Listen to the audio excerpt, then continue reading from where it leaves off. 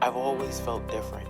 I've always seen things, but when I tried to express them as a child, I was always told to ignore it. There were people that I didn't know that came to me and said, I have this message that I keep getting that I have to deliver to you. All of a sudden, out of the shadows, a homeless man just jumped right in front of me.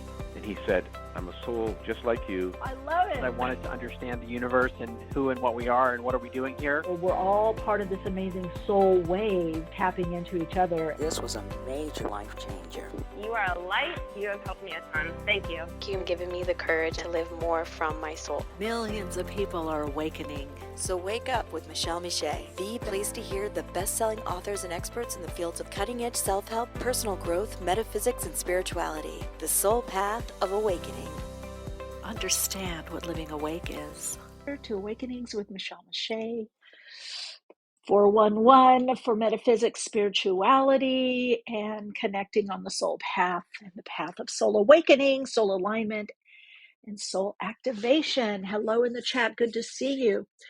Come on in. I'm a couple minutes late. Maria, hello. Isabella, welcome. And everyone else getting in the chat. Good to see you. I love when you call in. So call in if you can. So hi, everyone in the chat. Good to see everyone. A little bit late. And we're going to talk about that, glitches.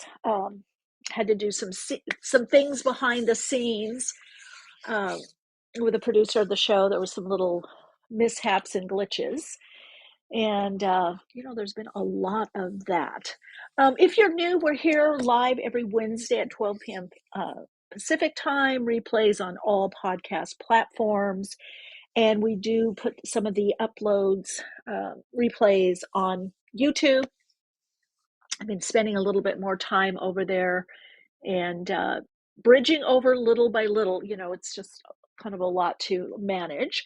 But I do love my Wednesdays here with everyone. It's always great to see some familiar faces and new faces and energetic beingness that is coming through. Later on for Awakening Conversation, we have Toni Ghazi will be coming back. He was on, I think, last year at some time. I think last April, Sadie had said. And we'll be connecting in with him, seeing what's going on in his world and what he's connecting to, as well as channeling the Praying Mantis Beings message for us.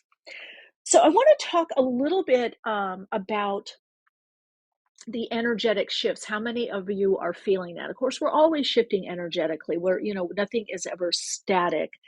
And even something that's static still has, a lower, denser frequency energy movement.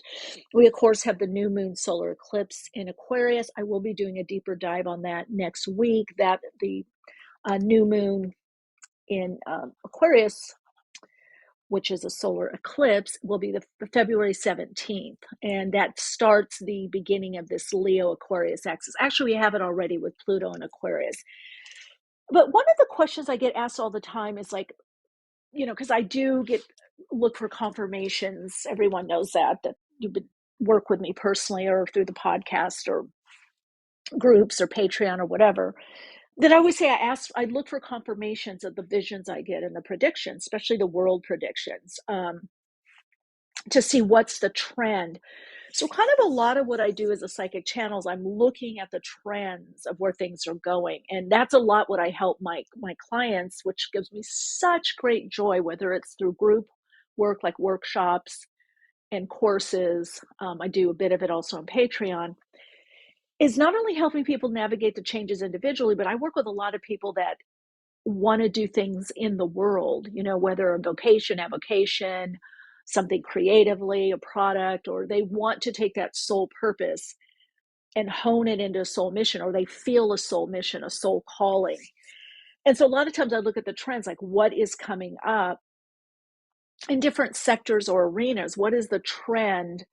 And, and I started doing that like in the mid 90s. And of course, one of the trends I predicted was that regular everyday people would be trading. And no one at the time when I did that prediction was trading on computer. I said, everybody, you're not going to have as many people in the trading pit. You're not going to be using those expensive trading chairs, so I was working with a lot of traders and stockbrokers at the time as a hypnotherapist and also as a psychic medium, a channel. They asked me like information on stocks. I always say God is the ultimate insider trading. I actually was once in a session with a client that had started this company, and it was one of the first data gathering companies. And I said, oh my God, this is going to take off. So I helped them strategize, what to do and what was coming up. And I knew, so I invested in that company, and I did make quite a bit of money from it. And I was talking to a friend of mine and a client actually. And I'm like, I think I just did insider trading. I mean, but when you get the messages from spirit, from God, I go, that's the ultimate insider trading. Whatever. And by the way, so many people do that. I don't know why people sometimes get arrested. I always think they probably piss somebody off because everybody if you have friends or family members and you're in a certain field, don't tell me you're not going to drop a little info here and there on what's happening, or maybe you should get out of this early or get in this early. So but anyway, yeah, so I do have a fascination with it. And what's very interesting is when you start putting, like what I'll do is with my predictions and the visions I receive, I'll start looking, I'll pray first and say, okay, lead me to the article, the podcast, the live stream where I'm going to get confirmations, or I just put that in my consciousness. And then I start seeing it. I either pull in a client that is doing that exact thing, like working with AI or working with 5G cities. I will pull in these people and I go, oh my God, it is happening. Or people will send me links because I tell friends and clients, and people that I'm mentoring, mentees, like, what I get, and they'll send me a link. Oh, Michele, you were right. This is confirming, this is right. So it's very joyful for me. And then I look at the astrology and the numerology and kind of put it, together. And then of course with my clients, I'll pick things like, okay, what do you see in your world? And I go, okay, that's what I've been seeing. Because every sector, if you look at it, even through the astrological lens, those of you that are astrologers, you can see the narrative. And what's interesting is you can see the narrative, the new story, the soul stories. You guys know how when I do readings, those of you that follow me on YouTube or subscribe to the channel or part of the community, you see that I look at it as a soul story, because in essence, it is coming on a soul level. The changes and the big part of the change, the soul awakening, is not the soul is awakening. It's the ego personality, the avatar, the earth game, not earth, but the game we have here, the narrative, the script is changing. It's flipping to be more soul aligned. And now that's part of the ascension, right? We descended. We first had a descension. We descended into matter. We stepped down in vibrational frequency to have this earth experience of contrast. We're not here because of something's wrong with us. We're not here because it's imprisoned or ETs or somebody. Many of us are extraterrestrial or have hybrid energy. In fact, a lot of us do, myself included. This is really experiential with this contrast, and where you have these emotions and you play these games out. And there's been these certain narratives and being played out. Yes, there are those that perhaps have more outer power, and have because they helped put the system in place. But now in the ascension, that just simply means we're less in the contrast. We're less in the oppositional energy. Not quite yet. Some of us are already in that phase of ascending. And so the ascension is simply just moving out of the extremes of polarity, letting consciousness being the extremes of the polarity plane or duality of us and them, right and wrong. And that's why you're seeing all this fighting. A lot of you have heard me talk about this. It is the harmony through conflict. We look at it esoterically, and in spiritualism, it's trying to find its way to get that new medium range, right? But we are here to experience up, down, contrast. What I'm aware of from my life experience or lives experience, this is the one place that we do play out this contrast.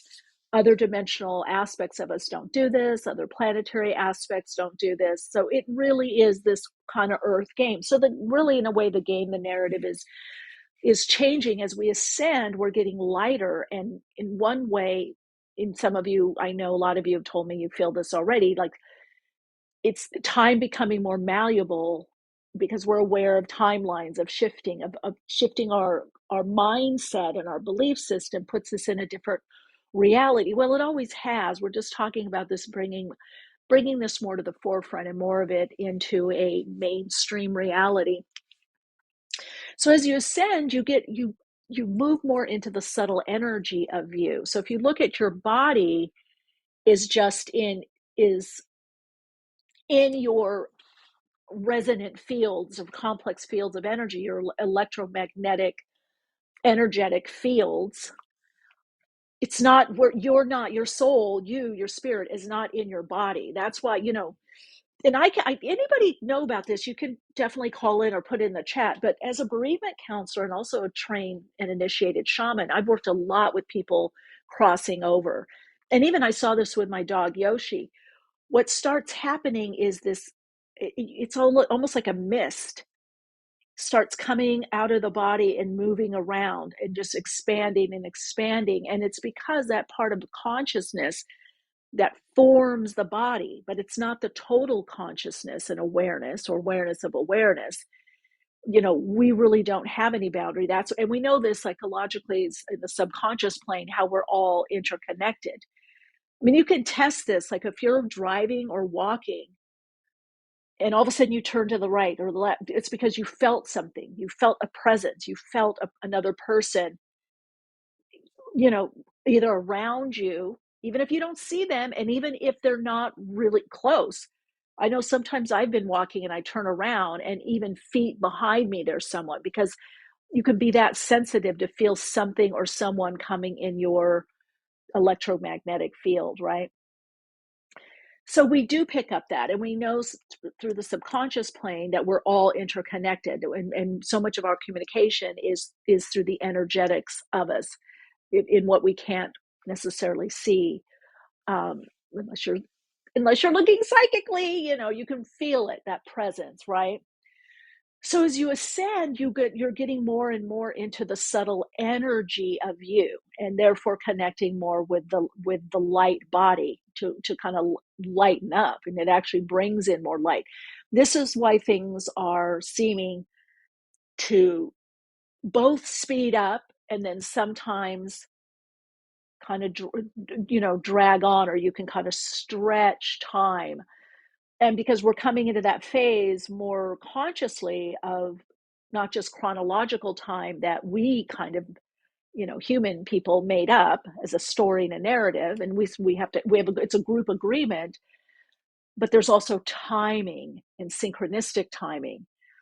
So one of the things, in fact, a friend and I were talking about this the other day, Grace. Some of you know her because you've done workshops and healing sessions with me, and her as well. We've done some together, and she's been on the podcast a couple times. And I was like, there's this shifting gears right now where it's like, if you've ever, back in the day, and some people I know love, what is it called? The manual cars. Some people, especially racing cars, they're manual. When you're shifting the gear, if you just learning. So a lot of us, even me, even with what I do, I'm getting into this new energetic frequency. And that's why right now it's really important to kind of take time to just slow down and feel and see what is your natural prompting. What's your soul saying, or your spirit, your spiritual nudge, the essence of you, listening more to the higher self.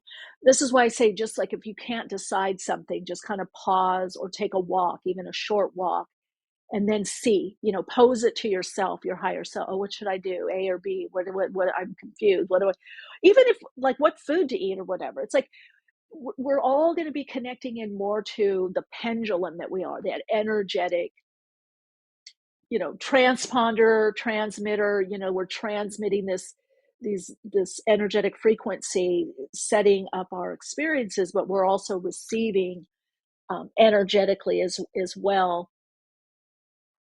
So what's going on? Hey, you. Hi. Sunray, hello. What's going on? What do you mean? What's the question, Sunray? Sunray's in the chat, everyone. Um, so let's see, by Maria. So you might feel a little bit like you're like the gears are kind of like you're kind of stuck. Maria, I just hit to come in. Wait, oh my gosh, now. Oh, there you are. And you might feel like, like when the car goes boom, boom, boom, boom, boom, because you have to get used. We have to take some of the foot off the metal. We have to stop pushing and kind of find where we are in the gear. Maria, can you hear me? I hit something and now I No, you're can't all hear good. I you. was just letting you Okay. finish. You take your time. Oh, okay. Hi, hi, hi. What happens sometimes I hit the wrong little button on here and I did that. And then I don't know, somewhere I must have some pictures on the platform, on the app.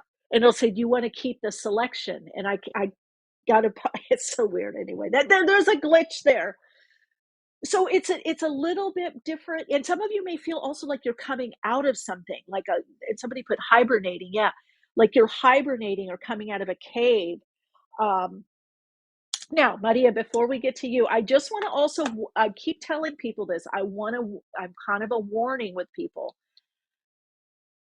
Just flow with it. Certain things that you've been working on, years, a year, 2 years, 20 years plus, might just be plucked out of your life or no longer relevant, or like you're like, oh, I guess I'm going in this direction now, or I'm going back to this, because this part of the soul alignment and soul activation, and it also shows in the astrology with the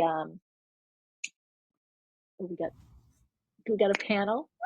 Yeah, Maria and Sunray. Okay, so that Neptune and Saturn in Aries, and it's a cycle. We have a new cycle, Pluto and Aquarius. So what's going to be happening is a lot of what you've done before. Some of you are doing karmic completion or your dharma.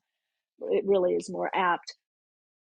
And something is just over, and you got to kind of wait to see what comes up. Some of you are in a karmic completion or dharmic completion and culmination, which means everything that you've done is culminating, is coming together, or you have to be aware, astute enough to go, I'm going to bring a little this, a little that, I did this, and put something new together to put out into the world. Because what's coming is a trend in the new emergent consciousness with this emphasis on the Aquarian energy, not just community, but our individual talents and gifts, the way we do what we do, the uniqueness, is putting systems in place, whether individually or whatever you're offering to people. And how people will find you is by your resonance or the complex or your vibrational frequency, all the little notes and, characters that you are, the subtleties, the tones, all your interests. That's how people are going to find you, or the right people for you. So a lot of you that are starting out, or you're saying, I want to do this or that, don't be afraid to do a mashup. I love mashups. Don't be afraid to put multiple things that you do together, or bring more of you. So the age of specialization is changing, where we just do one thing. Now the specialists will have a group of things that they're doing, maybe 3, 4, 5. But also as we go forward in this, it's like the whole idea of just having one career or quote unquote job, that is ending. There's going to be a lot more. Now, for some of you, it'll be how maybe multiple sources of income or investment. Some of you, it may be multiple, hobbies that you enjoy doing. You're putting it together. Some of you will make it something that's monetized. Some of you that will just be known that you do multiple things. That's the soul. The soul likes variety. It was the ego that says, and the ego, and also the conditioning, societal conditioning, that you could only be one thing. Like, okay, you can't be a lawyer and a guitar player. What? You got to give one up. You can't be a whatever. So if a lot of you do like to do multiple things, this is going to be great for you. The ability to take your gifts and synthesize them in a way that's most soul fulfilling for you. Hello, you guys. Hello. Hi, Michelle. Good. Hi. So whatever you're saying is resonating on point, but for my love life. Oh, so well, let's talk that basically, too. Yeah. so basically, I was just thinking this past weekend, I'm like, why haven't I found anyone? Everyone seems to have someone around me. And it just hit me after like, I don't know, I don't know how long actually I've been thinking about it, like a week, 2 weeks, whatever. And I'm like, you know what? I just haven't found my person. But not in the sense of you always hear that someone didn't find their person, but I mean it as in really, you didn't find the person that you're going to resonate with.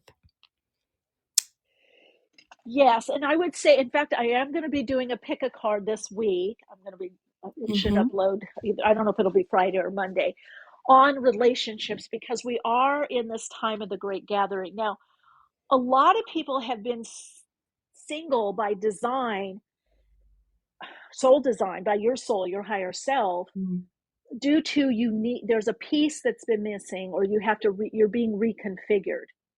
So in the essence of soul timing, if we move out of the whole idea of time, and I get it when you're saying it's like, when is this going to happen? Why is everybody else? So what I would say to those people is start doing as much of what you like to do on a little, even on a little way, and get out there more, whether that's driving, walking, going to the, I don't know, the galleries, museums. Just put yourself out there more. And I would say, even when you go, like the alignment meditation that I have on my website, which people can download for free, do that meditation. I don't know, 10 minutes or whatever. Yeah, You can even 10 minutes. shorten it. Yeah. And then pop up in the higher self, and then just beam your energy. Take a breath in and then beam out a beam of light, beam out your energy, and set the tone, or go, okay, I'm ready to draw that person. I'm ready to connect. Because see, a lot of people, especially a lot of the light worker or star seeds, especially that are light workers, and people that are light workers or healers, you've been working a lot on yourself, not only for your pattern or patterning or your families, the familia, society, communities, the world. You've been working on societal or the mainstream consciousness, the repatterning. So you're going to see a lot more people, I would say, starting this year, I would say the next year to 5 years, 2 to 3 years, partnering up, like finding that person.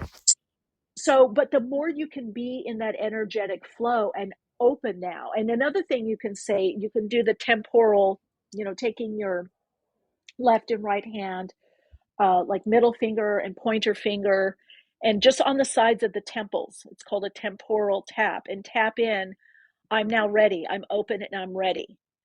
So some of it has also been in a consciousness or narrative, that I have to still heal. So that's going away, or when this gets done, or when that gets done, or I'm still healing. I'm not saying you're doing that, Maria. That I feel for you, it's getting out there, and it's bringing the sparkle back more in your life. It's connecting with that, and then also aligning mentally and emotionally that this is what I want, and this is what I'm ready. I'm ready for this. That is great. So My yeah, question on this tell was, me. before I leave on vacation, before the holidays, there was an Mhm. acquaintance that's like, hey, you should meet this person. Finally, that person canceled. It wasn't a date, it was just like a gathering with other people. Yeah. Anyways, and I left for 5 weeks. And then when I was back, I'm like, is there going to be like, is he going to call me? Are we going to like finally get to meet each other? So that's my question. I'm like very curious. Let me. Okay. If you can't give me a name, give me His an name is initial. Peter. Actually, Okay. Peter, but I don't know how he looks. I didn't ask anything. Like, yeah.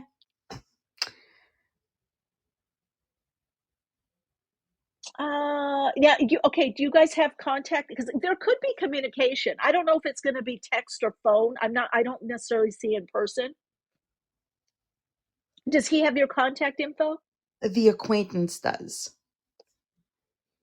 And is he far away? He's in another area or something? I feel him at a Uh, distance for some reason. No, the acquaintance is like 10 minutes away from me, but I don't know No, about the the other guy, person, Peter. No idea. the guy. You don't know where he is. No.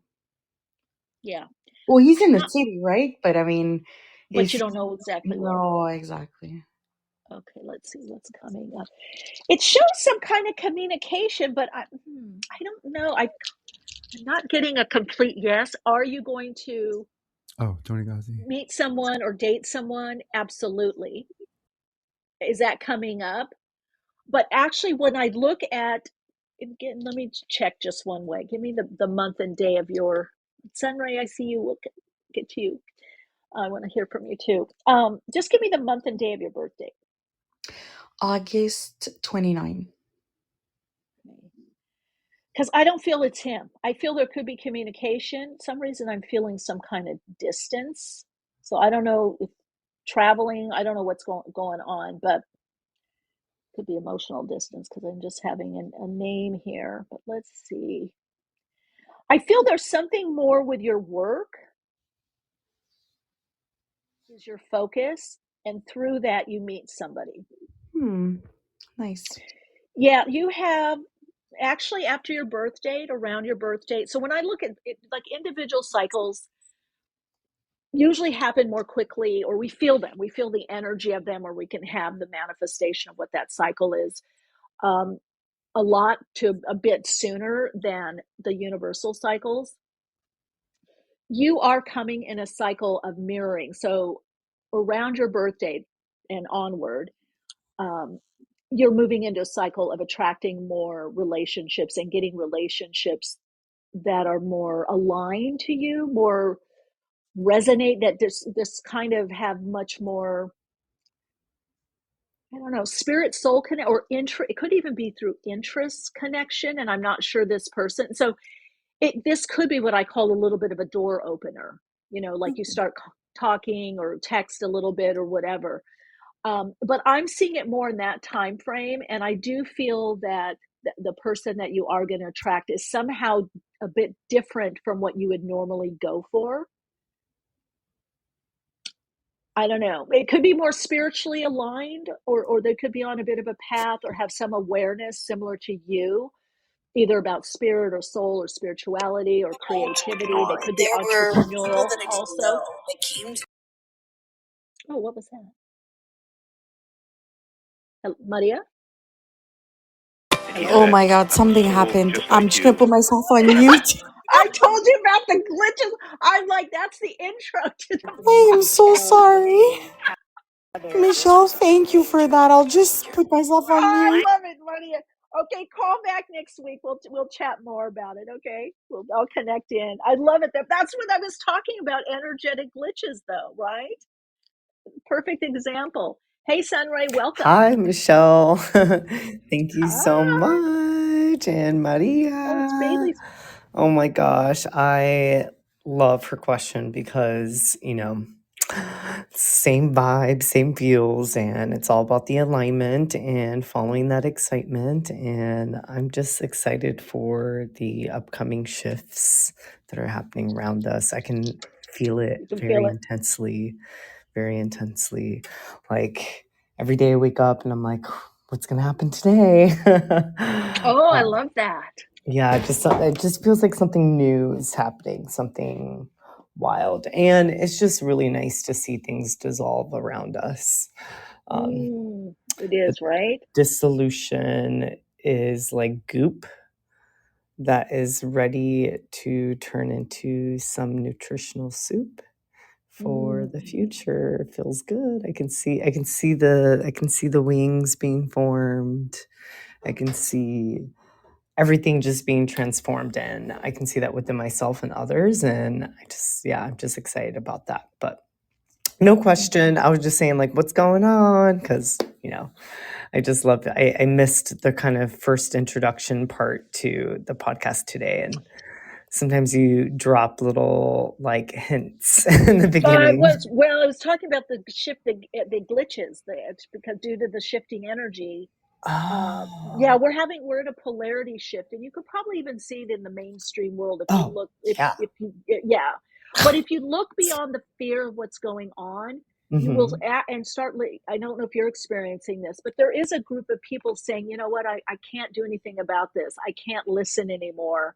I'm on overload with this. I'm just going to focus on me, or I'm going to go within, or I'm going to go work on myself or my family, or I'm going to take care of this or that. But this shift is coming through the vibrational frequency shift. It's the polarity, and even on the Earth axis, we're becoming more magnetic, or meant to be, and the Earth is becoming more electrical. And that's why you see the fighting, because people are too electrical. They're not getting into the magnetic part of their electromagnetic zone, if you want to say. Right. But it is causing glitches that can happen electrically. It can happen with things that you say or blurt out, or bumping into things, or just feeling a little off, like you kind of got to catch yourself, like, oh God, I'm buzzing, or I got to get going again, or what's going on, or just feeling like it's really like moon void of course for you astrologers. If you look at that, it is like a moon void of course, where the moon is not in any specific sign. Can you explain that actually a little bit more? Because so what happens, it's like that in between phase. It's not so controllable. It's like you can't quite get a handle on something. It's like you could feel like something it's very glitchy, like when you're walking and it's like, oh my God, what was I going to get now? That happens like every 2 days, though, that the moon changes and goes into void of course, right? Yeah. But you see that also with energetic shifts is becoming more aware of that. We have a lot of that right now, where things are just, you can't quite get a handle of what's going on, Is that where pure potentiality lives? Yes, the void. Yeah, the void, the potential, the cosmic womb. Cosmic void. So I wonder what will transpire from this cosmic void that we are experiencing collectively. Well, here's the thing. Just like the moon void of course, it's before the connection, right? It's before the connecting. It's before the aspect, right? Aspecting. So we're in that in between. That's why there's certain things that you can do, like to just focus on things that you'd like to do, or bring you joy, or healing, or fun, or connecting with the person. Get out of the purpose, like I have to do this or make this happen, and get into the flow. Because what's happening is we're being reconfigured. And if you think about it, every change you've ever gone through in your life, just even on a psychological point of view, you've been reconfigured. You've been body, mind, spirit, mentally, emotionally, psychologically fit. Like if I'm training for a marathon, I have to reconfigure myself. I have to eat differently. I get up at a certain hour. Not to saying I've done that. I only did 10Ks. I don't know why I use that example. Let's be real. But you see what I'm saying? I have to reconfigure. I want to be healthier. I do certain things. So we are reconfiguring. So the more consciously we can align and help our avatar us do this, for me, it's joyful, but it also helps the process. So allowing that, like you say, being in that void, being in that space, and know that you're being reconfigured. So, it's kind of being a, midwife or doula to that. Wow. Okay, I feel that. Yeah, it's I'm in between right now as I transition out of my current employment into a new employment here in the next few months.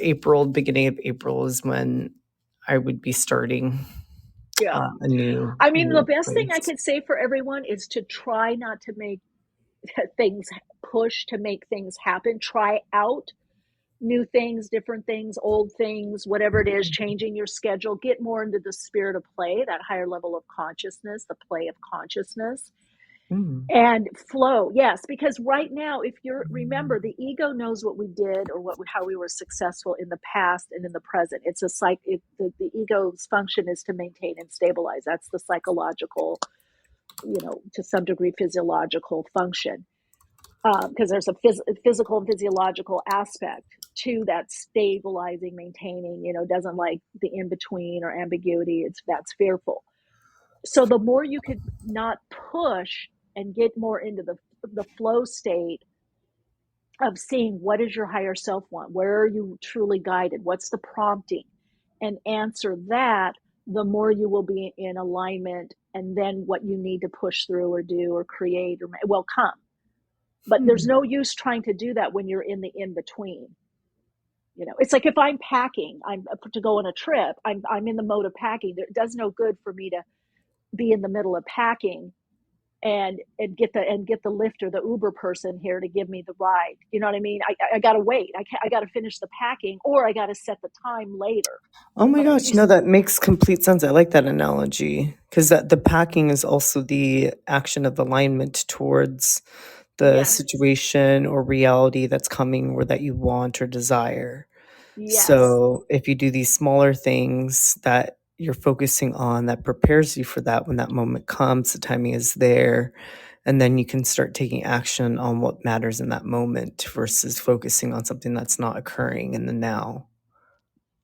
Sunray. So I love you. You always wrap it up. You always this nice little wrap up. Now you do a post on that for your team, your group. That's a I great post. What will. you just said. Yeah. Thanks Thank for being you. here. We got our Likewise. guest coming on. I'd love to hear what he has to say about Yeah. this. I think he might be channeling the Praying Mantis Beings. Oh, Maybe there's a message for us. I don't know. We shall see when he comes on. all Hello. right. All Thanks Hello. for right. I'm being here. excited. Thank you so Me much, too. Michele. Big hug. You're so welcome. Big hug. Oh, Tony, Hi, welcome. can you hear me? I can hear you perfectly. Amazing. Hello. Okay. Hi, my love. Hello, beauty light. Hello. Wonderful being you. Thank you. So, wow. Want to share what you're doing, if you have any messages for us. I think some people may be new to the show, so I don't know if you want to share a bit of, how you came to this part of your path. Yeah. If you want to talk a little bit about that, that would be great as well. Yeah, of course, and I'm happy to like go and delve into the praying mantis beings, the way they think and see and understand beyond logic. They're Okay, love literally that. they're all beyond logic, and we'll get to that. But just for the people that don't know me, my name is Toni Ghazi. I live in Washington, D.C. I've been here since I was 15 years old. I was born in Lebanon, like the Middle East, and I came to Washington when I was 15. Spoke zero English, straight to high school. You're a child, so you learn English eventually. And you go on with your life like everybody else. I also grew up Christian. So, like, Christianity was my form to understand religion and spirituality from the way that, of course, you're taught. So I'm 45 years old, and until the age of 39-ish, 40, Jesus, Mother Mary, I wouldn't say like Bible in the sense of like we were religious, but we weren't like super fanatic and, but like the belief in a higher deity, like the belief in all these saints and everything was quite. So you had a spirituality, but you're saying it was more religious. Well, yes, but it was what now I know is from a disempowered view, which is Okay. how most Okay. religion is taught, really. Yes. I Yeah. feel. Look, there's no ill feelings about like religion. All of us, all humans, all consciousnesses are attempting to understand the infinite, which is quite vast. So from the space where we are, from the lens that we are, from the facet that we are, we're doing our best to understand the infinite. But now what I know is any messages of fear, of disempowerment, from my understanding, aren't reminders of your own power, right? But when you Right. go into spirituality in like kind of, and look, there's a lot of great things within Buddhism or Islam or Christianity or Taoism and all the forms of religion, right? That are amazing messages that are of empowerment. I'm not saying everything of disempowerment, but when I look at myself and I used to pray for Jesus and for Mother Mary that are outside of me, I'm praying for another entity that lives somewhere in like the universe to change my life, to heal me, to X, Y, and Z. Very different way of praying versus recognizing that those deities are part of you and are inside of you and are literally a version of you. So now the way like, you know what I mean? So now the way that I pray for these entities is from a remembrance that what was once outside of me has actual distance, like physical distance, like, in the realms of planets, whatever, like now lives like within me. That's a very different frequency of remembering, Yes. you Yeah. know? And I love that, the remembering, but also, yeah, that Yeah. you're not cut off. Yes. That Oh my from, God. Tony, I have Yeah. to tell you something funny. It Yeah. just Yeah. flashed because years and years and years ago, my dad, we were talking, and he said he didn't get to make it to a church or something. He goes, but Yeah. I went there anyway, and I with his car, and he goes, I stayed outside and prayed. And I said, what do you mean, Dad? He goes, well, I had to go to the church to pray. And I go, Dad, you can pray anywhere. You don't have to drive at the church. Yes. But you're kind of taught that it's the sacred site, it's the church, Yes. it's the priest. There's all these intermediaries. Yes. And what I hear you say, and I so agree with you, we've always had this direct connection. And for many reasons, some of it's been control, some of it could be misunderstanding.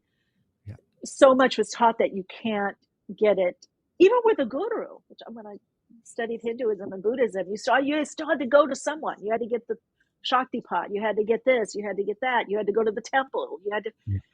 So all this kind of disconnection, and what I'm hearing you say, which I so agree, is that it sounds like remembering that you have that connection, or you are that connection. And I'm kind of right by what you're saying. I mean, 1000% right, but it's not you have that connection or you can You connection. It is through the infinite connection of our power. It is through our infiniteness as gods that we create this reality of of forgetfulness. It's a very different way of like seeing the world. Yeah. And it really all begins when you begin seeing yourself. Yeah. When you begin. Now, let me ask you though, so could we say you are that connection? Let's talk a little, we have it, but we are that, right? We are aspects of, or part of, or can you go into that more, like what your understanding is of that? Yeah. Explain it. Yeah, of course. So look, it like took me a while, and like for your audience, like just like so they can have a context, I awoke to my spirituality like when I was 40 years old, which was 5 years ago, when I guess when COVID came was my beginning, when like things began shifting. It took me about 1.5 to 2 years to really understand contextually all this new language, Pleiadians, Arcturians, aliens, like all the language like that we talk about right now that's beyond religion. Right. And in the past 2.5 like years, I've been on the stages of the world and whatever, and I've fallen fully into this new version of me. Through that relationship,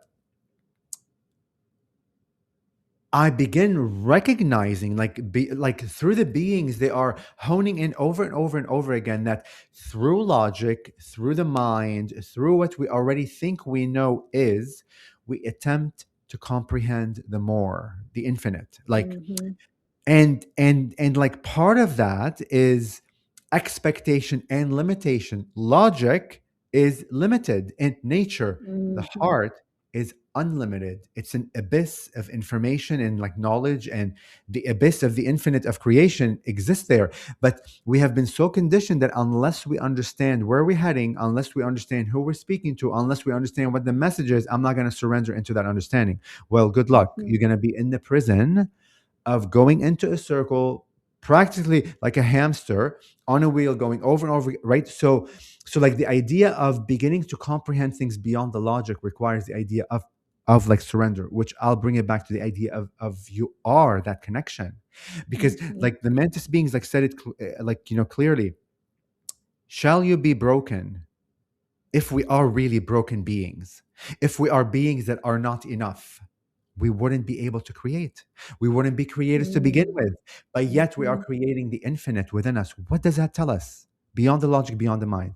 That tells you that you are in perfect design. That it is to your perfect design access to all the knowledge and all the wisdom within you that you get to create aspects and shades of the infinite realities. And infinite realities means infinite. And although I'm saying infinite, I can bet you that the audience is understanding a limited version of the infinite, because they want to create the infinite on this side of the spectrum where everything is good, I'm successful, I'm happy, I know my path, I am awakened, I'm meditating every day, I'm loving, peace in the world. But then the moment we fall and remember, we are also depressed, and we don't feel enough, and we keep comparing ourselves, or I have back issues, or I have cancer today, or my or like I lost my boyfriend in a car accident, whatever it is, the tragedies of life for self and like for others. The moment we are in that, we're not conditioned to see that also as creation, as a value, as part of the infinite, because that is right. Right, So right. so so like when I harped on the idea that we are, I'm going beyond the logic, like comprehend with your energy field that you are a creator. And when we comprehend that frequentially, everything shifts. Literally everything shifts, because we're all beings of frequency, we're sound vibration.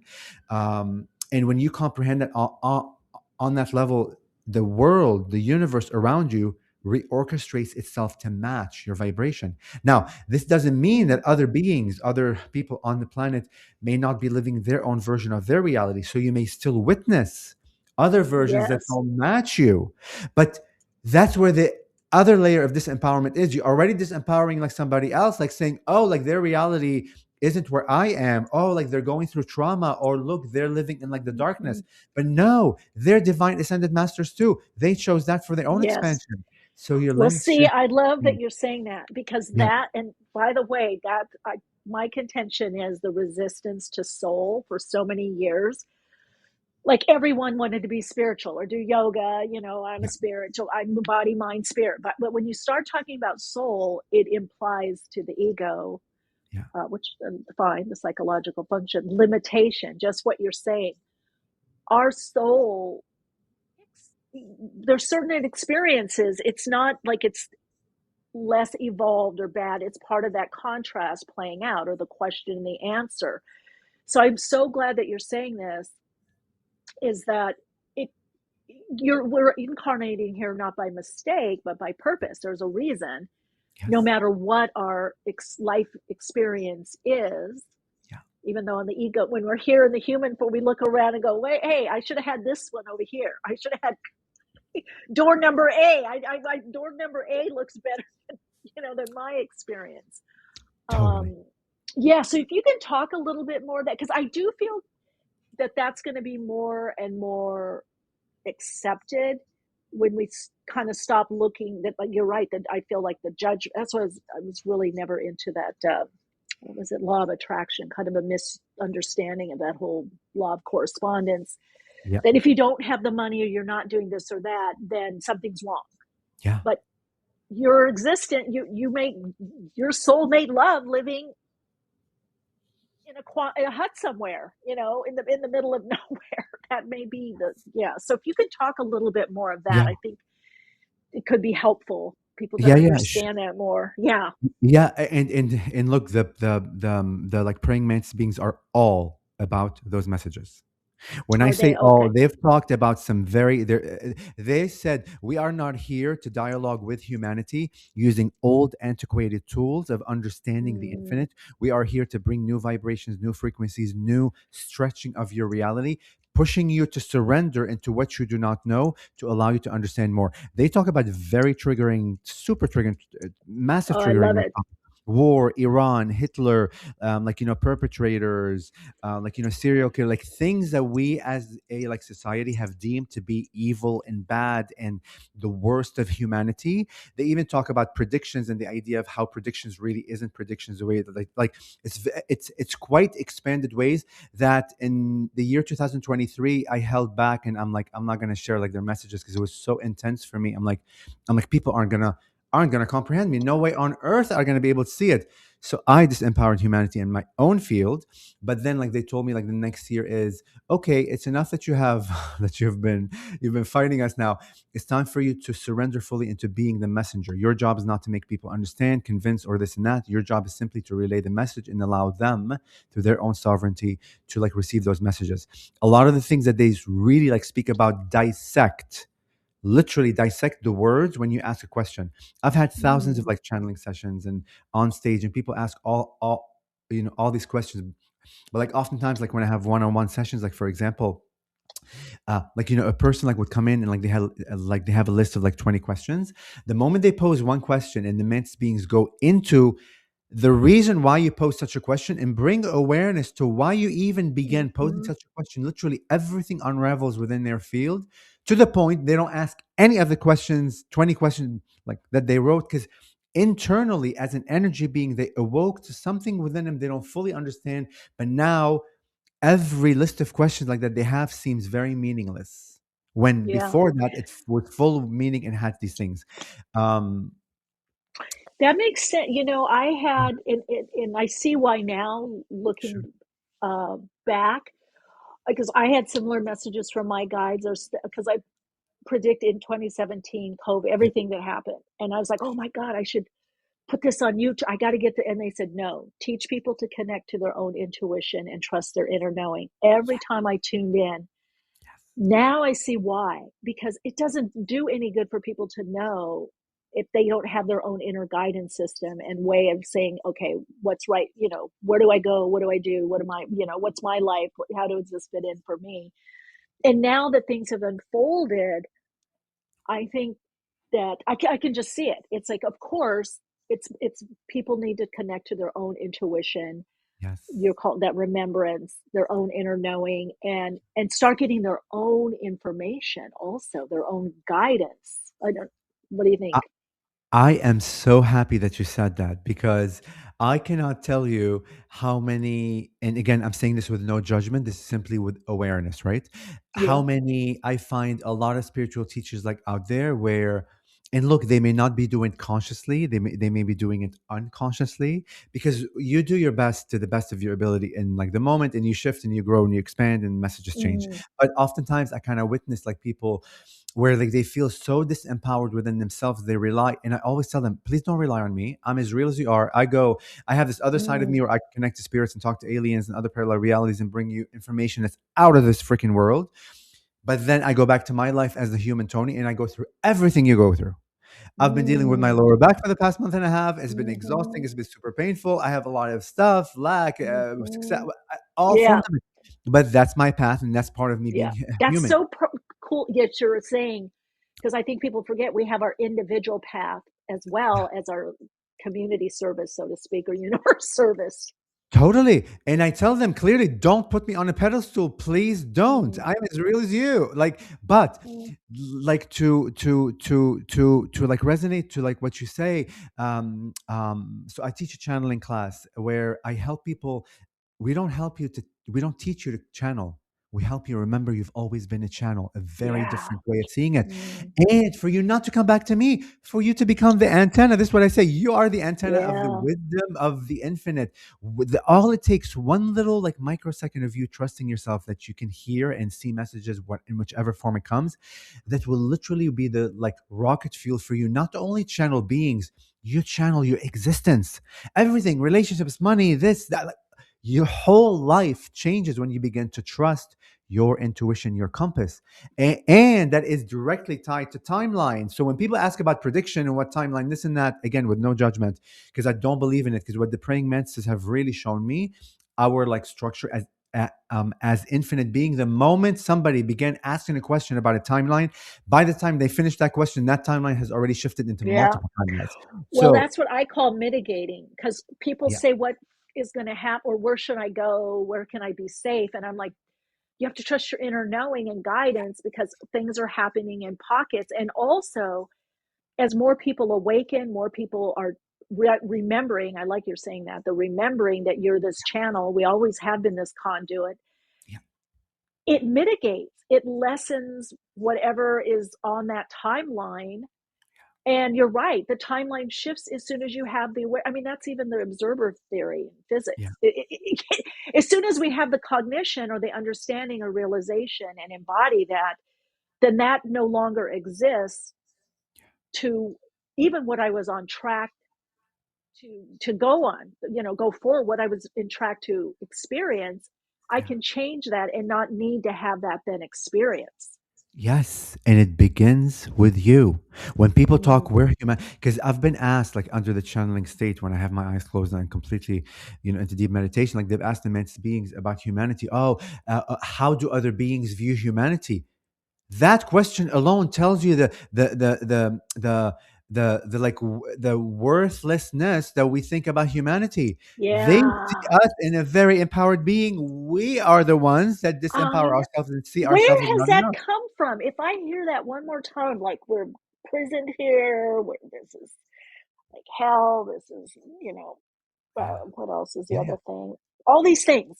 Like Yeah, like when are we you're gonna less awaken? than, We are already awakened. yeah, exactly. You know what I mean? It's like, Yeah, I yeah, don't know where those narratives came from, but it's like, or last lifetime you did this or that, or so you were thrown here, or you got here, or we're stuck. And yeah, um, instead of that kind of spirit of play, I love what you're saying too. I yeah, can't wait to also hear what the beings. So it sounds like you're embodying them yeah, yeah. with what they're Consciously. relaying to you. Oh, 100%. Like last year, like they told me it's time for you to walk the talk, Tony. Um, because like they taught me like a lot of concepts, they showed me a lot of things, and like now, so a lot of my teachings are things I'm going through in my life every day, and I challenge myself every day to push myself beyond the paradigm of limitation, what society told me, what marketing, what parents, what cultures, whatever, like it's all my own teachings through my own life's path, which is the most amazing thing. But I want to go back, like just for one moment, like so people can comprehend the idea of humanity. When people ask, oh, like where are we heading, and or like what timeline? How Mm, disempowering for you to ask, what timeline are you going to be on? You are the timeline. You get to shift your own mm, timeline, but it begins with self, which mm. through our society the word selfish was designed to keep you away from self, to feel all kinds Yeah, of, you know what I mean? I know. So I always say that being selfish, you need to be centered in self. But yeah, yes, we were told not to do that, to like sacrifice self.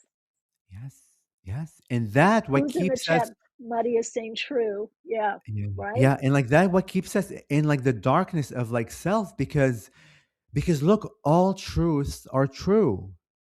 Whichever being you're seeing, human or not Mm, human, or a dog or a plant, or like the water consciousness or the wind, every consciousness is living its own life and path from the way in which it sees and understands its path from its own awakened state of the many lifetimes that it can remember. So everything is true. There is no wrong or right. The idea of morality doesn't even freaking exist. I don't even know who began that idea, but yeah, anyways, don't get me there. There's yeah, no morality, there's I no bad, know. there's no evil. It's all Yeah, experiences, because the being said clearly, shall you comprehend fully beyond the logic that you are an infinite being? Because oftentimes in the spiritual community, oh, I'm energy, I'm an infinite being. Well, if you understand that, then you know death doesn't exist, right, right?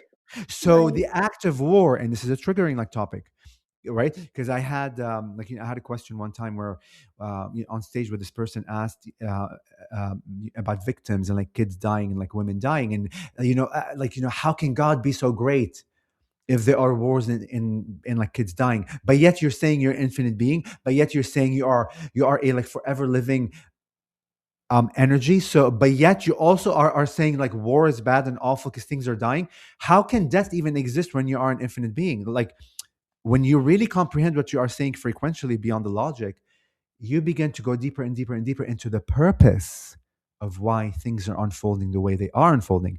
And all of it is designed, every single thing within the infinite is designed to expand our heart into love without conditions, unconditional love that Mm, my being said humanity does not comprehend to this point. We comprehend the intellectual, the fantasy idea of it, the yeah, what they say, like the nice part, The the Disney Disney. idea, Yeah, the Disney. exactly. But listen, for you, for a person to understand and comprehend frequentially beyond logic what unconditional love means, love without conditions, it begins with you facing yourself in the mirror, like seeing all the choices, like that you made, seeing all of the experiences like that you had on this planet or the other lifetimes, and fully going beyond the comparing, like the polarity, the separation, and beginning to understand everything served a purpose for this God consciousness for the one, whatever the one is, which is a whole collection of like, energies, like everything served. And when you begin to shift your frequency into, okay, let me challenge myself today that even what a choice that I made that I regret, like for example, if I can challenge myself to see how did that serve me, beyond the idea of, oh, I regret making that decision. The moment you have that intention begins to unravel the illusion of regret, to allow you to see God particles and God consciousness to everything that we did, because everything is creation. Everything is God. God is everywhere and everything and everyone and every, like, That's what has to be gotten. It's it's the totality, because on that realm of spirit, like you said, there's no morality, right or wrong. It's this play of consciousness. Do you think this information, this understanding, this way of being, this realization that we're talking about right now will become more known, and let's say in the more in our societal lexicon? Will it be? Do you think?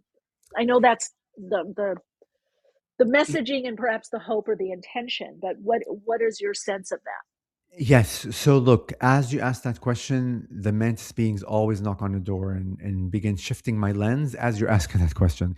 As you ask that question, the answer is yes. And like that's proven in the idea, in the fact you get, like we've been seeing a lot of channels out there. People do light language, people do this, they're understanding the word. Like there's all these new young kids or even like older people that have fallen into the idea of channeling in whichever form that comes. And that already tells you that they're beginning to trust their compass. They're beginning to trust like their intuition, to the point they are trusting how their channeling is looking like, in what form, how it's expressing itself. That like alone is already showing you like awakening, right? But even by you posing that question, underneath it there is a slight, and I'm not saying you are judging, but there is a slight programming of like judgment, that why isn't it enough the way things are unfolding right now to be what creation and God is? Why is it Oh no, I always? don't think that. I'm just No, I asking know, if I you know. see That's more what. people Yeah, embracing what you're saying. That's my yeah, question. So right. not why is it this way or that way? That's Sure. not in my belief system. That's not it. Yeah, I've been yeah. doing this for a long time. That's not in No, my I know. That's why I lexicon. said you're not saying that, right? But right, but even for your listeners, like as they're listening, they're like also like comprehending and like deciphering like this knowledge from their facet in which like they understand things, right? So just be like mindful when we ask, and it's not for you. This is for just the world. When we ask questions, be mindful on what the Mantises call the hidden forms of like judgment that are wrapped in the illusion of love, Mm. right? So I'll just ask another way. Do you see Sure. more people embracing what you're saying, however you want to say it? Are you in your travels? Because I know you travel around. A lot, yeah. Do you see more people embracing your messaging? 1000%. 1000%. No doubt. It, Yeah. yeah. So Yeah. how do you see that? What are people sharing with you? I like to ask that because Sure. I mean we have people obviously listening all over the world, but Yeah. I just find it's confirming for people that are consciously on a path Yeah. to hear people's stories or understanding or the feedback or what is the experience Yeah. when you're traveling around. What are you hearing? What are you seeing? How do you see this now being reflected by this message that you're giving? Because any message, I mean, Yeah. you're bringing a new awareness in, right? Totally, totally, totally. And look, just to kind of like twist what you said just a bit, just be mind, and this is not for you, this right, like this is like for the audience, like be mindful that when you find these people begin, like me or any other like spiritual teacher, begin talking about a new like form of understanding, that's happening because our collective as humans, we're desiring something different within our hearts. Yeah, of So like these course. things aren't Yeah. coming from outside in, they're coming from inside of us out. Right. right? Yeah. So with all my travels, my love, oh my God, I meet people from all over the world, all denominations, all belief systems, all like whatever. When I'm speaking, you can see in their eyes what I call like twinkles. This is the best way that I can describe it. You see twinkles in their eyes where there's things are clicking within their field. They may not comprehend fully like what you just said. They may not completely like agree yet or want to like adopt it, but there's something within their consciousness that awakened to this aspect, of knowledge, right? Hmm. Which within their field is going to push them into other understandings, going to push them into other ideas of stretching their own paradigm, right? And that's what Hmm. consciousness is. That's what awakening. That's what like enlightenment is. Isn't it's not you like sitting on a mountain for 20 years in the cold, like meditating and like not eating or whatever. Yes, it is one form of like enlightenment, but that's not all of it. Yeah. Well, that's a Everything path. is That's that's that's like meditation, right? The meditative state is it's not really the meditation is the big yeah, thing. The practice, that's just yeah, a way to connect in or align to that. That's already yeah. you. Yeah. That's And like already to be there. honest with you, I never connected with the idea of like meditation. I struggled. I tried to sit here 5 minutes or 10 minutes or for 40 minutes, and people say, oh, I meditate for 8 hours. And I struggled with the idea of what that means. Why? Because it was already pre-constructed to us what meditation looks like. And that's another fallacy, right? We need to be like mindful to trust our blueprint, how we are as a human, as each individual human. We are supposed to bring Yeah. our knowledge and our awakening through, because each and every one of Yeah. us have a But this vision. is a good, but this, yes, but this is a good point because meditation is simply a practice. I wrote a whole book on this. So Okay. it's simply a practice. So a Yeah. lot of people mistake meditation for the Yeah. practice. You could do different practices. There's Yeah. different ways of aligning or tuning, however, to that frequency. But I will say people do need some, whether it's instruction or support or information or guidance, Yeah. you could call it tools, um, especially when they're, and also ways to discern, Sure. the information that they're getting, is it really coming from that higher aspect or more conscious aware? Are they acting from perhaps wounding, which can be fine too, for obviously that's Yeah. part of the path. But I do feel like the principles, I feel like it's not to get stuck in them, but I do feel like you have a channeling class. I do feel things like that can help people Yes. on all parts of the path, not just, Yes. newly stepping on the path, to give them that support or information or insight. A Yes. starting point, let's say. I don't know your thoughts on that. Yes, no, 1000%.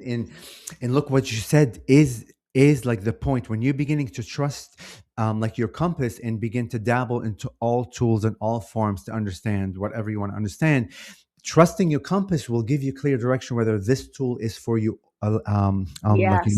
like or not. Because with me, and I'm giving you like my example, I disempowered myself, and I'm like, oh my God, I'm broken, I'm not enough, I'm this, because I cannot Yep. meditate. Look, the rest of the freaking world's meditating, but we get stuck in our minds unconsciously in that prison where we begin like seeing the world, a million people like doing one thing where I can't do it, so there must be wrong with me, Yeah. instead of trusting my intuition that maybe this form of meditation isn't for me, and channeling, which now which now I have realized is its own form of meditation, Yeah. that I get to. So this is where the empowerment of your antenna, of like your compass, allows you the clarity of the many choices like that you Yeah. have. But you're absolutely right. There's tons of tools, Yeah. billions of tools, and Well, all and of them are Tony, serving. Mm, yeah, you're reminding me. So, and I think this is a common mistake. People yeah, mistake, yeah, it's like the map for the journey, or your GPS is the journey, like the route. There's different routes yeah, because,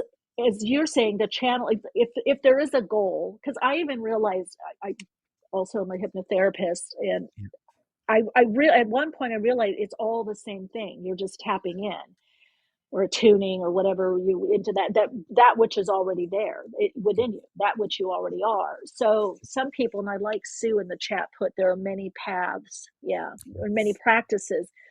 And I think I don't know in other parts of the world. I know you said you were from Washington, but I do know there was this misnomer, yeah, and that's one of the things that I did talk about even in my book, that meditation, if there's a goal, I know meditate, they're like to say the spiritual, there's no goal, but okay, if it's channeling or connecting in or whatever, expanding conscious, however you want to decipher it. Yeah. A lot of people misunderstand and think that it's the meditation practice. Like everybody has to do the meditation practice in a certain way, but the meditation practice can happen in many different ways. It could be a couple breaths, or I don't know, blink your eyes and there you are. It doesn't matter, whatever it is for you. So I think a lot of times people get caught up in and mistake the practice for, and the process for what you're actually doing, or actually aligning to. So I know that happened a lot with meditation. So I hear you when you say, hey, I don't want to do it this way. Yeah. Because there was a lot of judgment in the communities for many, many years that even that you had to meditate a certain time. And I know when I was writing my book, I was kind of starting out like that because I did formally study and went to India and did the whole thing just because I've been doing this, I don't know, 30 some odd years. But then I'm writing my book and then I go into connect with my guides and I'm like, what should I do? And the guides say, but they're conscious, they're already there. They don't have to meditate for a half hour to get somewhere. They're already there. Just a couple of 2 minutes, just something to, and that kind of really opened my eyes. Like, yeah, we are already this, which is to your point, you're saying. Yes. And like recently, I began talking about like cult leaders because a few people called me cult leader and this and that. And I'm going like, okay, let's talk about Really? Oh my God, they've called. I mean, I don't know if I'm allowed to say this on air, but they've called me Yeah. every form you can, right? Because I'm gay, and you can imagine all the slur words of gay. Like you should be like you should cut your wrist, you should end your life, you should you should be in a hospital. A lot of crazy stuff. But it was a beautiful, beautiful lesson for me, and beautiful. And this is how the praying mantises are, and this is what love without conditions is. I honored what they said. I said, I honor your voice fully, and I thank you for speaking your truth. Because truly, it's their truth. It is their truth. Who am I to sit here and like, I don't know how they live their life. I don't know what kind of trauma they've gone through. I don't know what lenses they see the world from. Who am I to say what you just told me, right? I mean, sure, they judge me in that moment, but if I go back and judge them back, that's another form of judgment. I'm the same as them. Right. So being mindful. But so I did this whole kind of series about cult leadership and like just to be like mindful. And I will say this like out here, any teacher of any kind, spirituality or none, when you are listening like to their messages and the messages are making you rely on them, right? And you feel like somehow disempowered as you hear it, less than, those are all clues that those messages are of disempowerment. Any other spiritual the less than. Yes. Less than. Wow. And look, real cult leaders that are like manipulative are going to say the right thing to make you hear something that's so nice, but internally you are feeling the unnice feelings. That's where you have to rely on your compass. When you begin to feel this empowerment, I know. It's that's amazing. why people connecting into their own inner knowing and intuition, I agree with you, is so key. With everyone now awakening, everyone has the gift. Everyone, is putting their shingle out. Everyone's a teacher leader. Then there's AI, and and it's great. It's great that it's like a wild English garden. But I feel like the discernment or spiritual discernment or discernment for oneself, it comes from that going within. Yes, and that's where the practice lies. Not in the idea of meditation, not the idea of speaking to spirits, not in these outside, like almost intangible, distance-filled idea. Is to begin to practice self. What self means, who you are, how you see the world.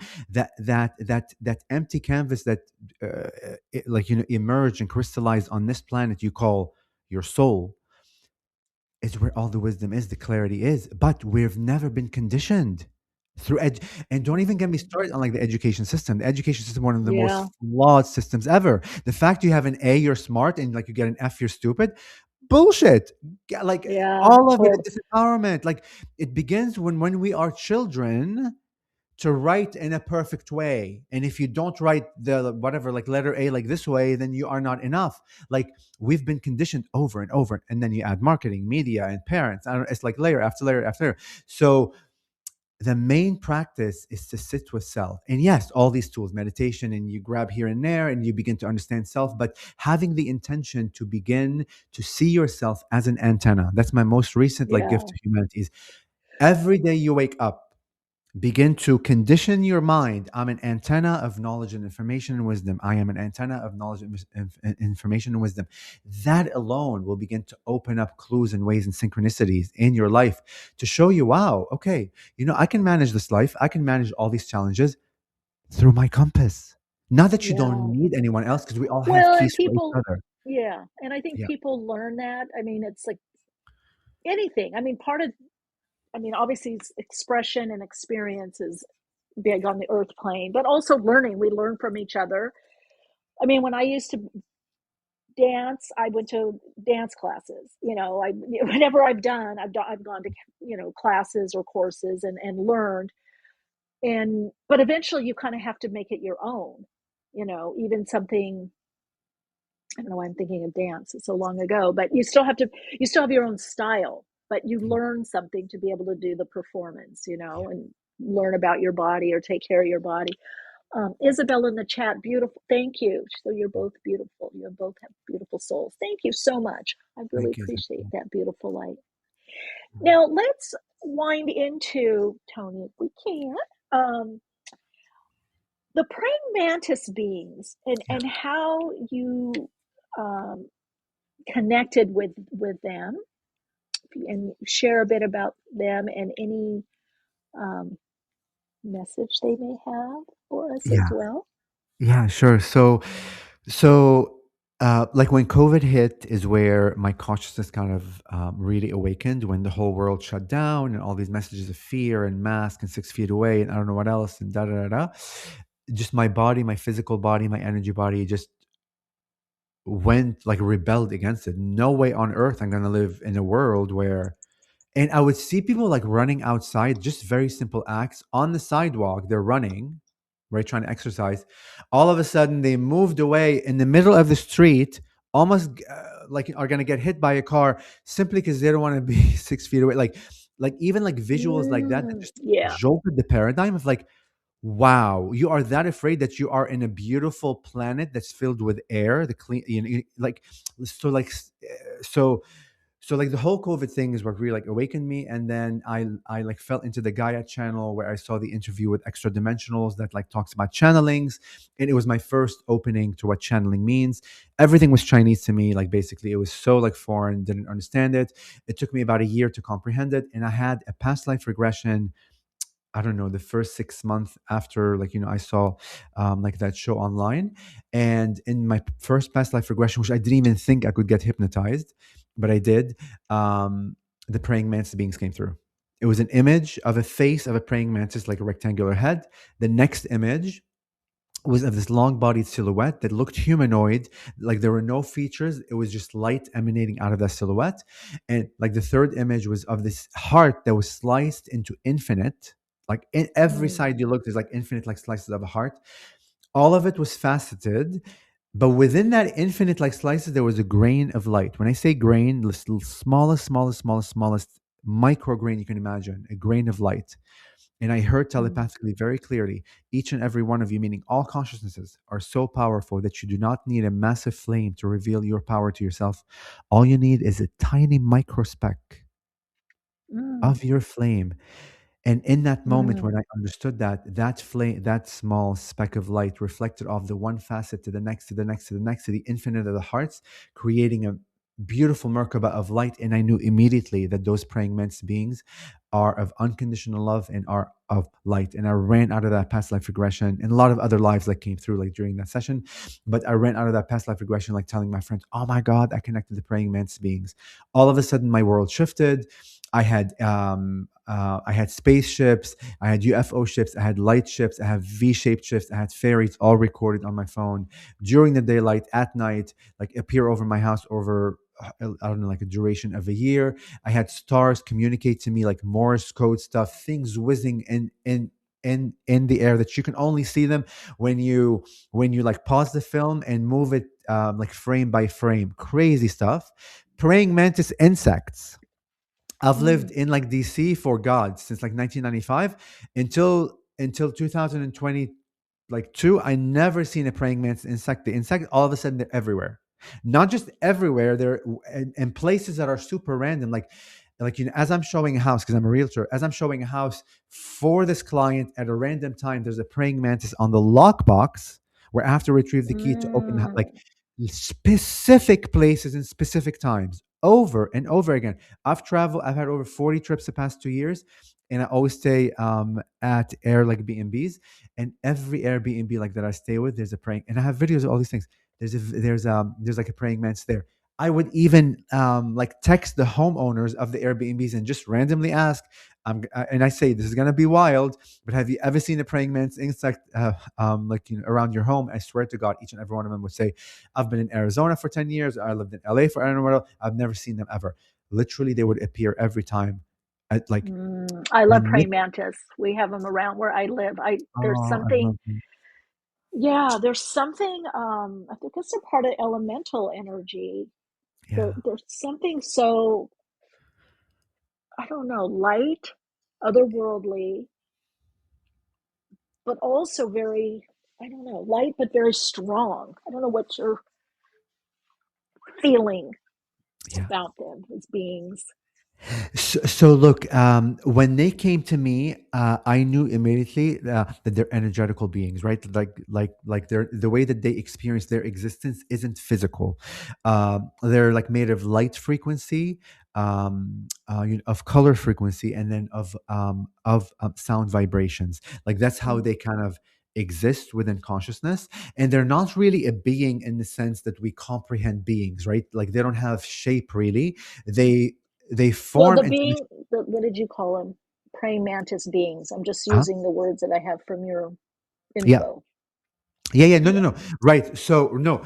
So like what I'm saying is like mine aren't physical beings, but they come in the archetype that we call praying mantis because they have to choose like some sort of understanding of an archetype. So like to our mind, because when they first came through, like during the past life, during the past life regression, the second image where they showed um, like the human silhouette with like the light emanating like out of it, they said then that we are coming to you in a humanoid like silhouette, because if we come to you truly in the intelligence is like that we are this like forever non-ending form, like your mind has no construction, like it hasn't seen anything like this, it won't be able to comprehend like what it's seeing, and like your mind would translate it as like as static as like an old television, like it just wouldn't Mm-hmm. comprehend, right?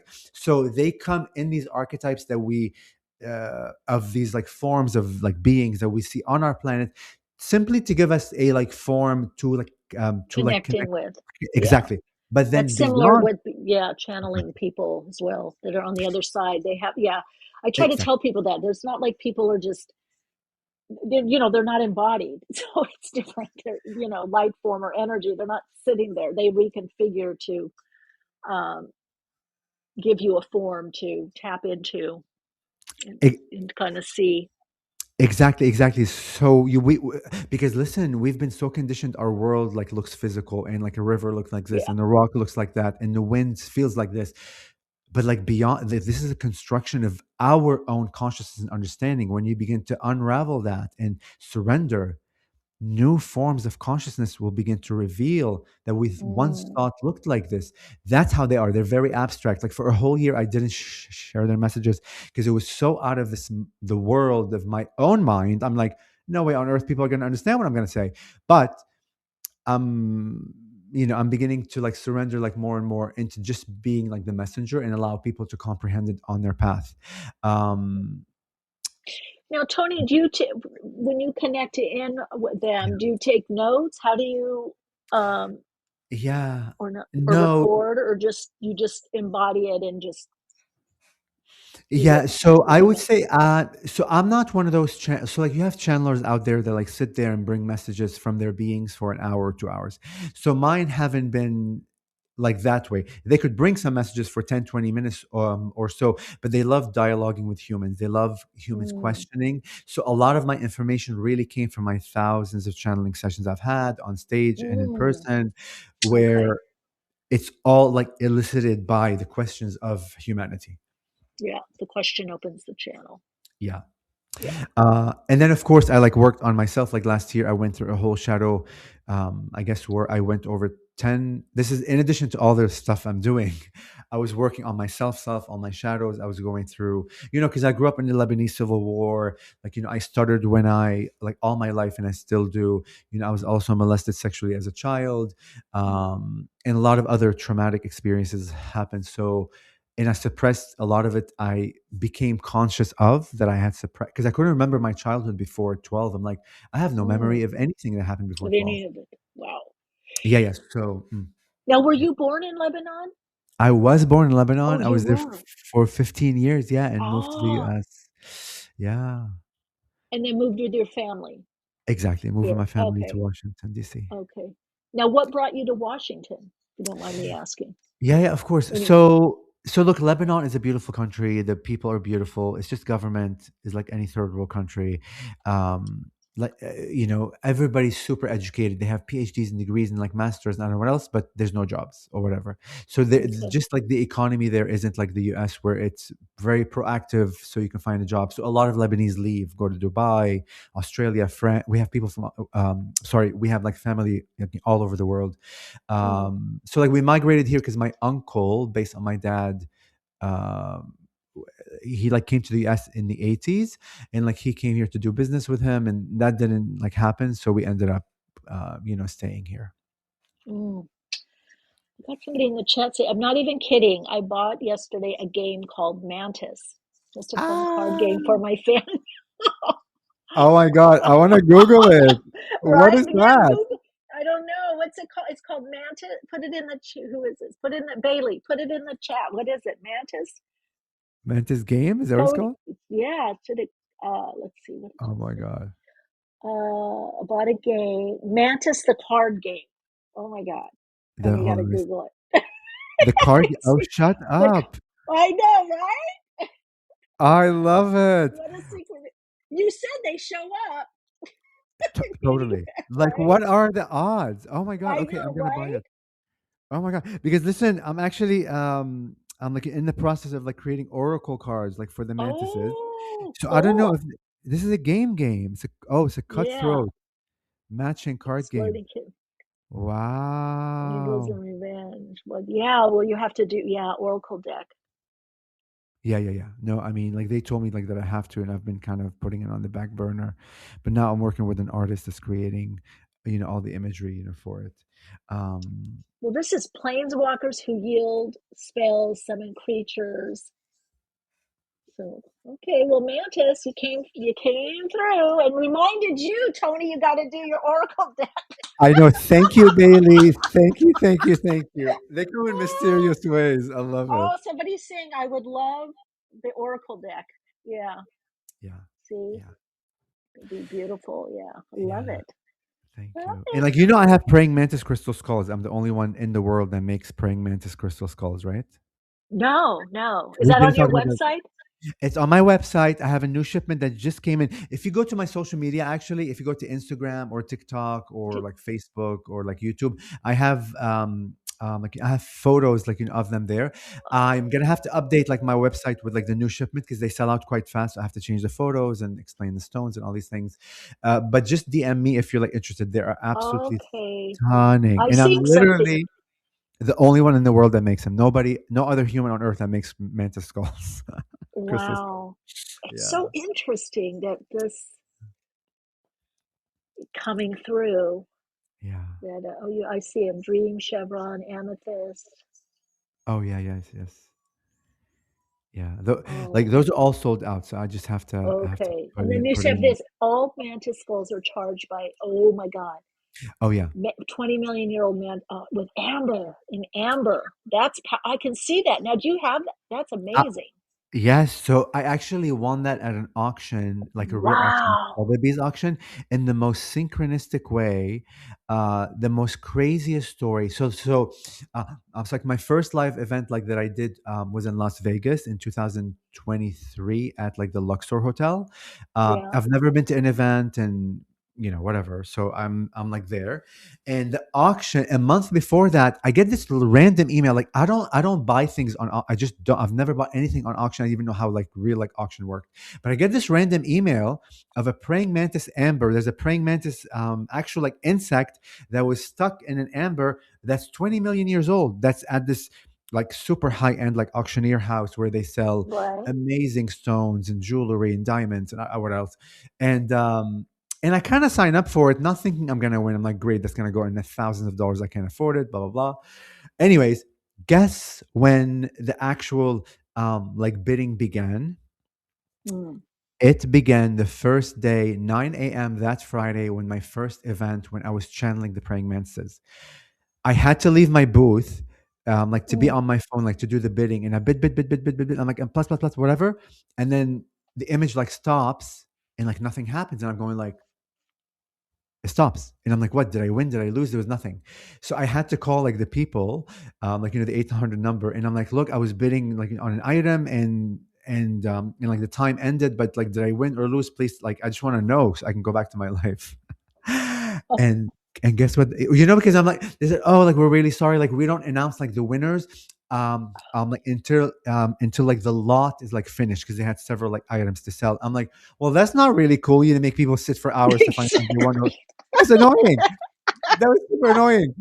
But then he said, "You won, sir." I'm like, "What?" Like, you cannot make it up. So I own a Wow. 20 million year old amber that has a praying mantis insect that's been 20 million years. That's a Like, it's, sign. I know, I mean, I know. Tony, that is You like such you a, can't make it up. Yeah, no, no, such a compliment. totally. And it's a beautiful amber. I'm very drawn Yeah, to amber. yeah, And it's stunning. that is beautiful. You can see it so clearly.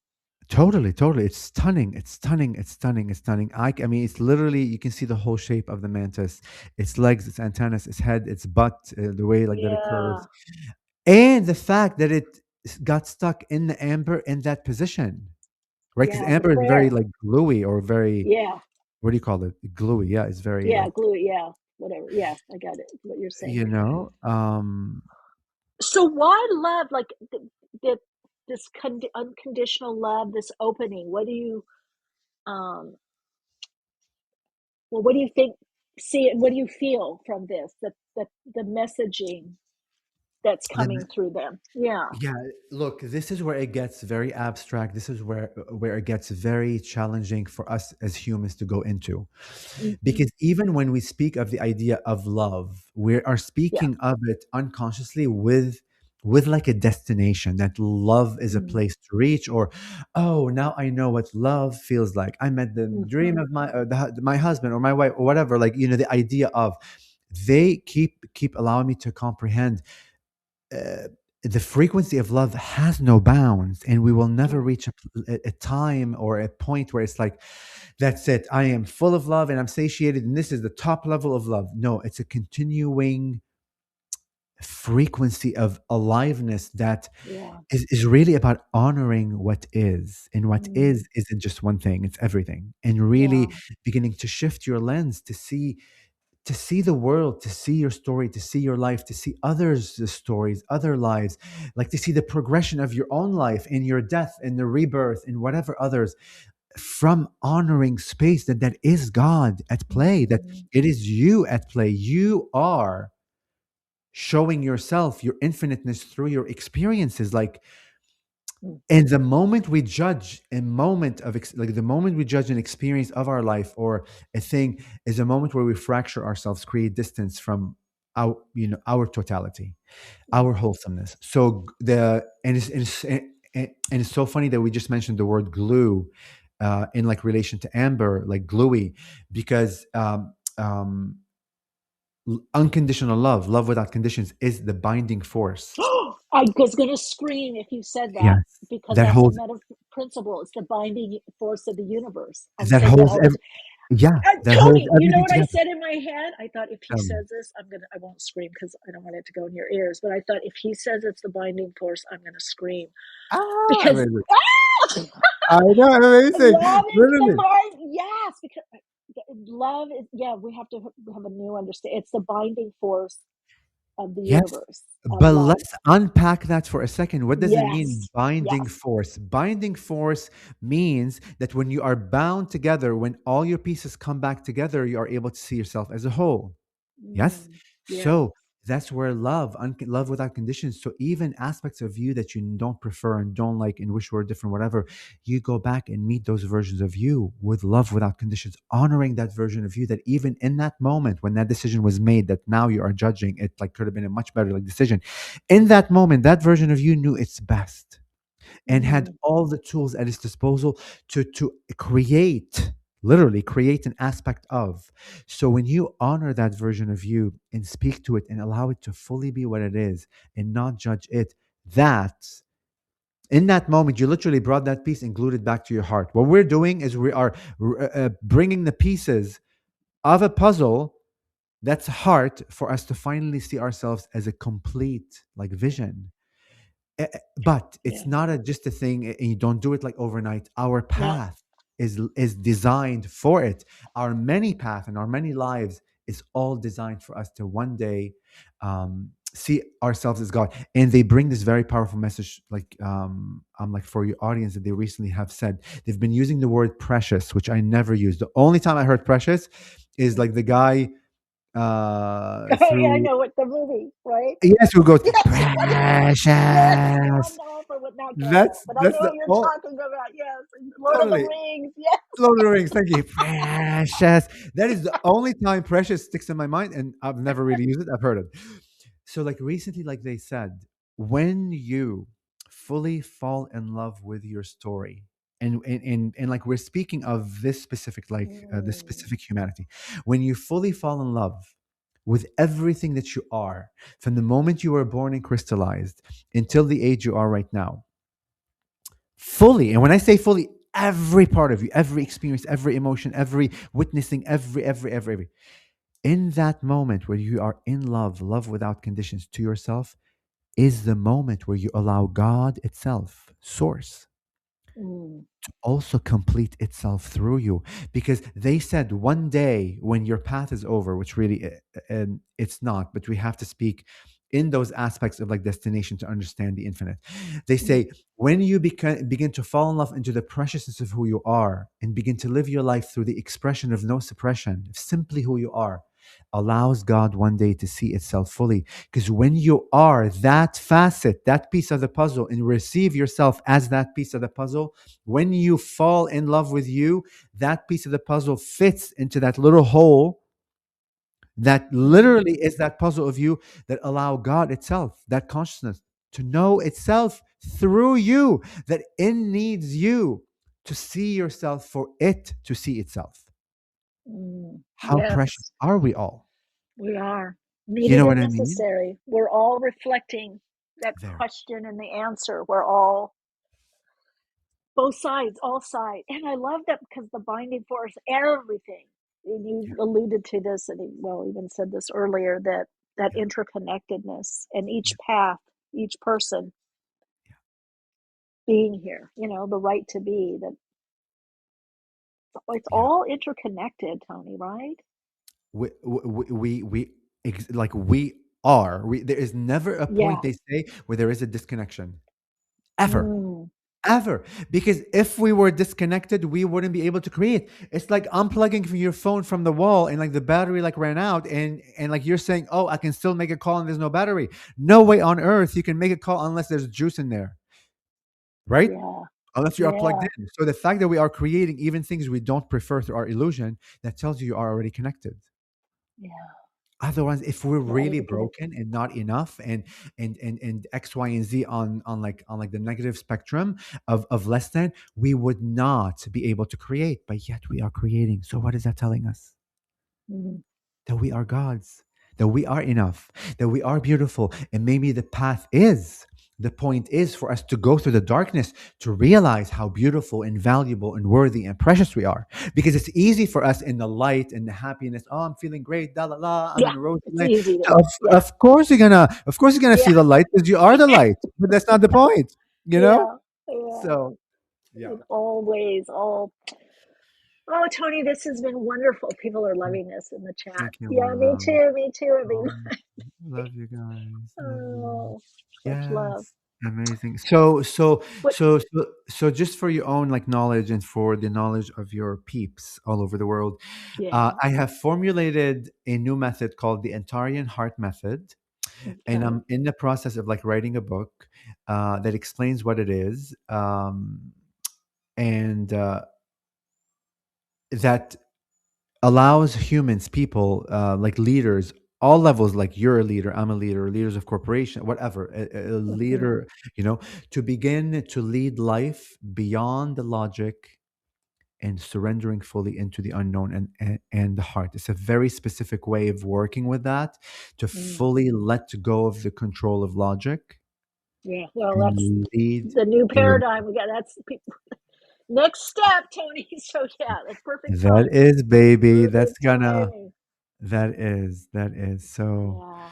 But Uh, like you were talking about through our own inner compass, tapping, that's beyond the logic. The logic can't take us where, you know, exactly. into Exactly. where we're being and where we're going, where we're in the moment. Exactly. Heart has no logic. The Yeah. unknown is illogical, and that is the point. Logic gives you safety. Yeah. Logic gives you framework. When the universe is infinite and is frameworkless, if that's even a Yeah. word. I make up words, by the way, which I I love like to do. that. I like the Yeah. framework You less. know, Yeah, it is. Yeah, I know. Well, it's like ooh, I know. it's so freeing on one level too, Very, really, what you're very. saying. So okay, you said you had a class, or you developed the book. Obviously is on its way, but Yes. the class or whatever you're doing, or the offering, what is that? Let people know how they can connect with you for that, Sh- if you Sure. don't mind. So thank you, my love. So if like you go to my website, my first name, last name.com, ToniGhazi.com, you'll see the class at the top of the banner. It's a like 6 week course where we meet twice. I'm sorry, we meet once a week for 2 hours, although oftentimes it goes 2.5, like 3 hours, where like I guide you on how to remember again that you're a channel. The majority of the class 5 to class 2 to class 6. So like the first class, I explained a bit about what channeling is, the misconceptions. I reshift your logic, your mind on what channeling is. The rest of like the classes are all you practicing and channeling and showing you what communication is, how it comes, which forms, and to begin to trust you, not for me to create a form for you to fit into the mold, for Yeah. you to trust yourself, to trust your own mold and how messages are. They're absolutely powerful. It goes beyond the idea of just channeling beings. It literally goes into the idea of channeling your life on this planet, period. Everything. It's so powerful. I get people that speak light language. I get people that do oracle cards. I get people that are so intuitive. I'm like, why are you in my class? Like, they're like, I don't trust myself to verbally channel. Yeah, Like, it's a lot of crazy. it's the trust. It's Totally. yeah, the follow through and the trust. But Totally. beautiful. Well, And then I'm go sorry, ahead. just one last thing. And then all my social media is on like my website, so please make sure to follow. I post a lot of stuff, a lot of Okay. conscious channeling. All my events are also on my website, so you can follow me.